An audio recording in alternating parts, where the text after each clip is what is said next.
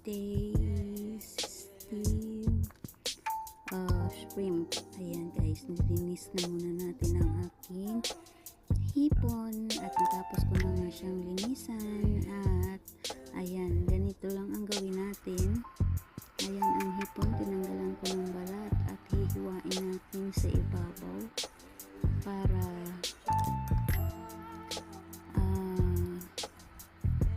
magmukha siyang yung butterfly kung tawagin, at ayan, para lumapad siya ay ayan, taga-tagain lang natin sa ibabaw hanggang lumapad siya ng konti, parang ganito.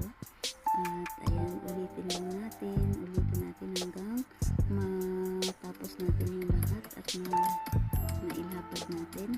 At ngayon naman ay meron tayo ditong isang plato, tapos meron tayong bowl sa gitna, so may laman po yan. And ayan, para pare-pareho yung sukat at lagay natin sa gitna ang bowl. And ayan, i-plating natin ang ating hipon na parang ganito. Ayan guys, para malaman natin at nang maayos natin ang distansya ng mga hipon. Ayan, hanggang matapos natin i-plating na ang ating mga hipon parang ganito. Ayan, so patuloy lang natin i-plating hanggang mapuno na natin at maubos natin ang hipon na ating lulutuin.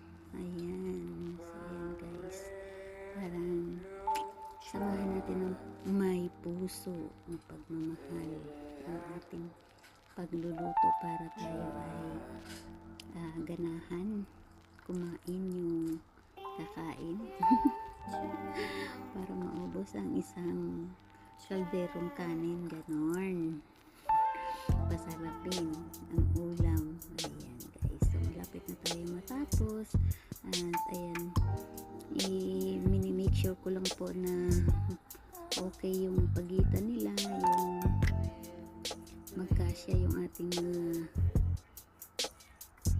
hiniwa-hiwa o nilapad-lapad na hipon. So ayan guys, medyo malapit na tayong matapos sa pag-plating sa mga. Ayan, so nakakita pa ako ng place na para lagyan ng ayan, so inayos ko nga guys, parang ganito lang. Ayan, para magkasya sa ating plato.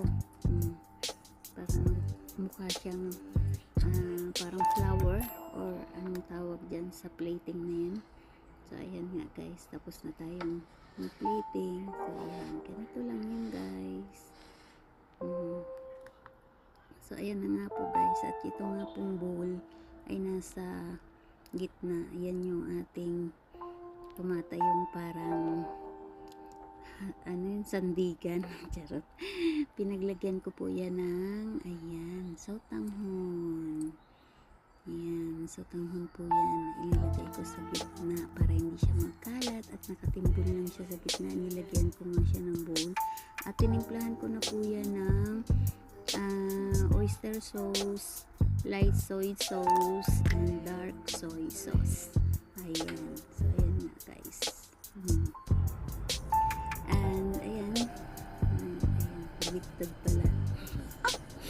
Maligtad. So ayan nga po, nilagay ko rin yung mga ulo. Ayan, parang yan ang nilagay kong decorate. Inarte. Mag-inarte, baligtad yung video. Ayan, nahilo tuloy ang hipon. Ayan guys, pasensya naman guys. Ayan, so ayan nga po. And ayan yung mga nilagay kong sangkap dyan sa ating hipon na i-steam. Ayan, so nagpakulo na ako ng tubig dyan. Ayan po natin lulutuin ang ating pinaartihang hipon. So ayan guys, i-steam lang po natin ng 20 minutes, 15 to 20 minutes. Yung sotanghon na po pala binabad ko po muna sa mainit na tubig parang niluto na rin muna natin. Saka ko pinagyan sa tingin natin. At antayin natin ang 15 to 20 minutes. At ayan na nga guys, ayan ang ating hipon. Naluto na. So nilagyan ko nga yan ng nagtadtad ako ng dahon ng sibuyas. Ayan, naluto na. Malapit na natin.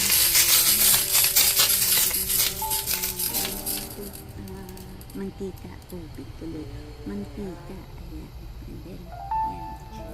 Ang ating pampakulay, pampasarap ng sabaw. Charot na. Oyster sauce, soy sauce, dark soy sauce, and sugar. Ayan, siyempre. Depende po sa lasa. Ang lasa ninyo. Kung ano po yung pwede ninyo ilagay. So, go lang po hanggang sumarap ang ating maluto. Ayan po, luto na ang ating steam hipon, steam shrimp. Ayan guys, kain na. Thank you for watching. Please like, share, and comment, and please subscribe my YouTube channel. Why not